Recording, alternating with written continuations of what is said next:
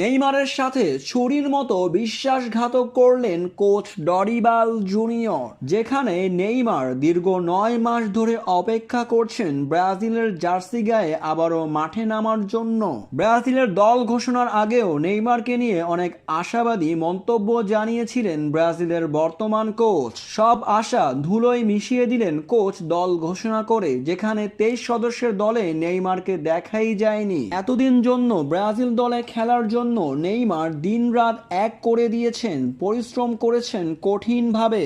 তবে কেনই বা তাকে দলে রাখেনি কোচ ডরিবাল জুনিয়র? ব্রাজিলের এমন দুঃসময়ে অবশ্যই দরকার ছিল নেইমারকে। নেইমারের অভিজ্ঞতা কাজে লাগাতে পারত কোচ ডরিবাল জুনিয়র। বিশ্বকাপের বাছাই পর্বের মতো এমন গুরুত্বপূর্ণ ম্যাচে যেখানে নেইমারকে দলে রাখতে চায়নি কোচ। সেপ্টেম্বরে যেই দুটি বিশ্বকাপের বাছাই পর্ব ম্যাচ খেলবে সেলেসাওরা, সেখানে সম্পূর্ণ থাকবে তরুণ নির্ভর দল। কোচ এতেই খুশি। কোচ বললেন এই দল বিশ্বকাপাবে। নেইমারের প্রসঙ্গে কোচকে যখন প্রশ্ন করা হয়, কোচ তখন বলেন নেইমার পুরোপুরিভাবে ফিট হয়ে ওঠেনি, নেইমারের জন্য আমরা অপেক্ষা করব। সরাসরি বললেই পারতেন যে নেইমারকে আমরা দলে নিব না, এত ঘুরানো পেঁচানোর কি আছে? দল থেকে বাদ দেওয়ার আর কোনো বাহানা খুঁজে পাচ্ছিল না কোচ ডরিবাল জুনিয়র। তাই তো নেইমারের ফিটনেস দিয়ে এমন মন্তব্য করলেন কোচ।